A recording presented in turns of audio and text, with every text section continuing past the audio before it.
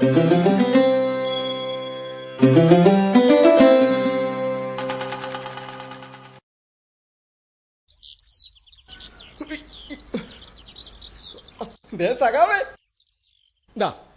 ഒരെണ്ണം പിടിക്ക്.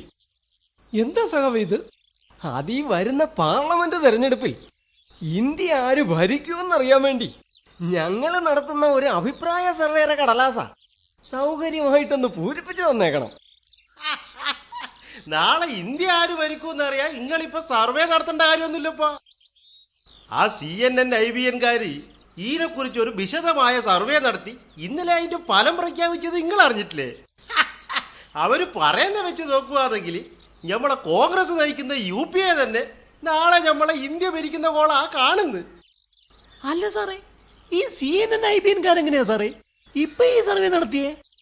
തെരഞ്ഞെടുപ്പുമായി ബന്ധപ്പെട്ട് പത്രങ്ങളും ചാനലുകളും നടത്തുന്ന ഇതുപോലുള്ള അഭിപ്രായ സർവേ, എക്സിറ്റ് പോളും ഒക്കെ നമ്മുടെ തെരഞ്ഞെടുപ്പ് കമ്മീഷൻ നിരോധിച്ചത് ആ സാറന്മാർ അറിഞ്ഞില്ലേ സാറേ?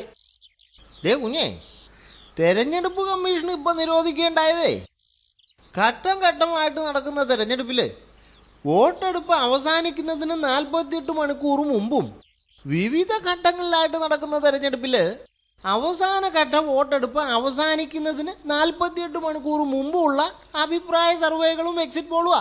അറിയോ? എപ്പോൾ നടക്കുന്നതായാലും ഇപ്പോഴെങ്കിലും ഇത് നിരോധിച്ചത് നന്നായി.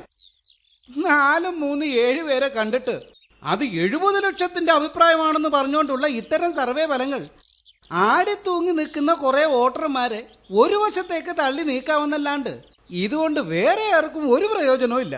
കറിയാച്ച, ഇതുകൊണ്ട് പ്രയോജനമില്ലാന്ന് മാത്രമല്ല, ഇത്തരം സർവേകളുടെ പ്രവചന ഫലങ്ങൾ പലപ്പോഴും ശരിയാകാറുമില്ലല്ലോ. അതുകൊണ്ട് ഈ ഇടപാട് ഇവിടെ ഒരു നാഴികയ്ക്ക് മുമ്പേ നിരോധിച്ചത് തന്നെയാ നല്ലത്. ഈ സർവേ ഫലം പൊളിയുന്നതിനെ കുറിച്ചൊന്നും നിങ്ങൾ പറയണ്ടപ്പാ. അമേരിക്കൻ പ്രസിഡന്റിന്റെ തെരഞ്ഞെടുപ്പിൽ റൂസ്വെൽറ്റ് ആൽഫ്രഡ് ലാൻഡിനെ തോൽപ്പിക്കൂന്നും പറഞ്ഞ് ജോർജ് ഗാലപ്പ് കണ്ടുപിടിച്ച ഈ ഏർപ്പാട് അവർക്ക് തന്നെ പലപ്പോഴും തെറ്റിയിട്ടുണ്ടല്ല. അപ്പൊ പിന്നെ നമ്മൾ നടത്തുന്ന സർവേകൾ തെറ്റൂന്ന് പറയുന്നതിൽ വല്ല അർത്ഥമുണ്ടാ? അജയരെ, നിങ്ങൾ ഈ പറയുന്നത് പോലെ സർവേ ഫലം തെറ്റിയാലും തെറ്റിയില്ലേലും ആടിത്തൂങ്ങി നിൽക്കുന്ന വോട്ടർമാരെ ഇത്തരം ഫലങ്ങൾ സ്വാധീനിച്ചാലും ഇല്ലേലും ഇനിയിപ്പോൾ സർവേ നടത്തുന്നവർക്ക് നിക്ഷിപ്ത താല്പര്യങ്ങൾ ഉണ്ടേച്ചാൽ കൂടി ഒരു ജനാധിപത്യ രാജ്യത്ത് ഒരു ജനാധിപത്യ പ്രക്രിയ നടക്കുമ്പോൾ ജനാധിപത്യത്തിന്റെ ശ്രീകോവിലെ പൂജാരി ഇന്നാലാകുമെന്ന് ഏത് സമയത്ത് പറയണത് കൊണ്ട് എന്താ കുഴപ്പം? ഇതെന്താ വെള്ളരിക്കാ പട്ടണാണോ?